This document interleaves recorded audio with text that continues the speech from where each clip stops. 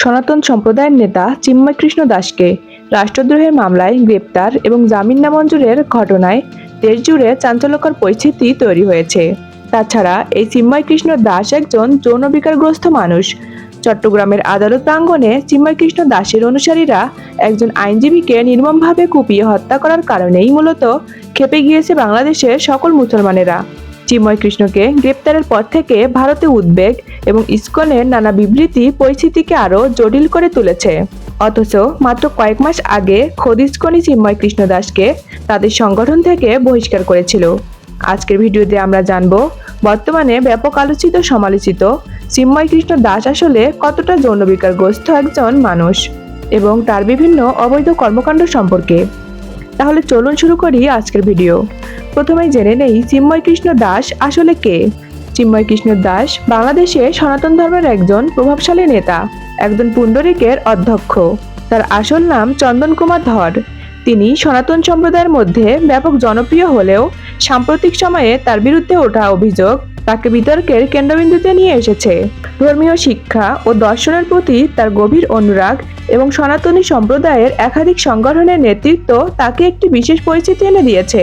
চিন্ময় কৃষ্ণ দাস দীর্ঘদিন ধরে চট্টগ্রামের হাটহাজারীতে অবস্থিত পুণ্ডরিক ধামের নেতৃত্ব দিয়ে আসছেন, যা সনাতনী ধর্মীয় এর মধ্যে একটি গুরুত্বপূর্ণ ধর্মীয় কেন্দ্র হিসেবে পরিচিত। এই পুণ্ডরিক ধাম রাধারানীর বাপের বাড়ি হিসেবে পরিচিত।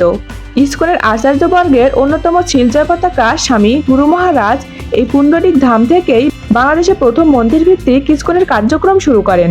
এমন গুরুত্বপূর্ণ ধর্মীয় তীর্থস্থানের নেতৃত্ব দেওয়ার কারণে চিন্ময় কৃষ্ণ দাস তার অনুসারীদের কাছে চিন্ময় প্রভু হিসেবে ব্যাপক জনপ্রিয় হয়ে ওঠে।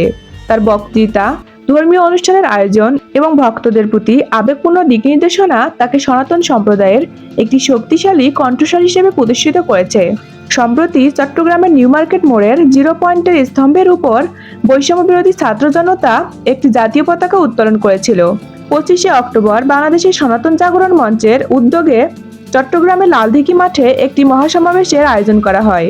সেই মহাসমাবেশের সময় বৈষম্য বিরোধী ছাত্র জনতার টানানো জাতীয় পতাকার উপর সাম্প্রতিক ধর্মীয় গোষ্ঠী ইসকন গেরুয়া রঙের ধর্মীয় পতাকা উত্তোলন করে, যা একটি স্বাধীন রাষ্ট্রের অখণ্ডতাকে অস্বীকারের শামিল। সেই রাষ্ট্রদ্রোহী মামলায় চিন্ময় কৃষ্ণ দাসকে ঢাকার শাহজালাল আন্তর্জাতিক বিমানবন্দর থেকে গ্রেপ্তার করা হয়। এরপর তাকে সেখান থেকেই চট্টগ্রামে আনা হয় এবং চট্টগ্রামের আদালত তার জামিন নামঞ্জুর করে। তার জামিন নামঞ্জুরের পর আদালত প্রাঙ্গণে তার অনুসারীরা বিক্ষোভ করলে একসময় বিক্ষোভটি সহিংসতায় রূপ নেয়। তাকে বহনকারী প্রিজন ভ্যানটি ঘিরে ধরে কয়েক ঘন্টা আটকে রাখে বিক্ষুব্ধ হিন্দুরা। এমন পরিস্থিতিতে প্রিজন ভ্যান থেকে পুলিশের হ্যান্ডমাইক থেকে চিন্ময় কৃষ্ণ দাস তার অনুসারীদের শান্তিপূর্ণভাবে আন্দোলন করার আহ্বান জানানো হয়, কিন্তু তারপরও পরিস্থিতি নিয়ন্ত্রণে না আসায় পুলিশ সাউন্ড গ্রেনেড নিক্ষেপ ও লাঠিচার্জ করে। এরপর পরিস্থিতি রণক্ষেত্রে পরিণত হয়। উগ্র হিন্দুত্ববাদীরা চট্টগ্রাম আদালতের আশেপাশে ব্যাপক ভাঙচুর করে, সাধারণ মানুষের জানমালের ক্ষতি করে, এমনকি তারা আশেপাশে মসজিদে পর্যন্ত হামলা চালায়। তখন সাধারণ ছাত্র জনতাও বিক্ষোভকারী হিন্দুত্ববাদীদের প্রতিহত করার চেষ্টা করে। এক পর্যায়ে হিন্দু জঙ্গিরা সাইফুল ইসলাম আলিফ নামের এক আইনজীবীকে নির্মমভাবে কুপিয়ে হত্যা করে। আর এতেই বোঝা যায় এই ইসকন সংগঠনটি কতটা ঘৃণ্য ও নিকৃষ্টতম সংগঠন। তো বন্ধুরা, আপনারা কে কে এই আইনজীবী সাইফুল ভাইয়ের হত্যার সুষ্ঠু বিচার চান? কমেন্টে লিখে জানান। এইবার জানবো চিন্ময় কৃষ্ণ দাসের যৌন নিপীড়ন এবং অনৈতিক কার্যকলাপ সম্পর্কে। এছাড়া চিন্ময় কুমার দাসের বিরুদ্ধে শিশু নিপীড়নেরও অভিযোগ রয়েছে। এক ভুক্তভোগী শিক্ষার্থী বলেন, চিন্ময় কৃষ্ণ দাস বিভিন্ন শিক্ষার্থীকে নিজ ঘরে ডেকে নিয়ে যৌন নিপীড়ন করতেন। এই খবর জানাজানি হলে 2013 সালে 6 October ISKCON International Child Protection Office চিন্ময়ের উপর সাময়িক বিধিনিষেধও আরোপ করেছিল।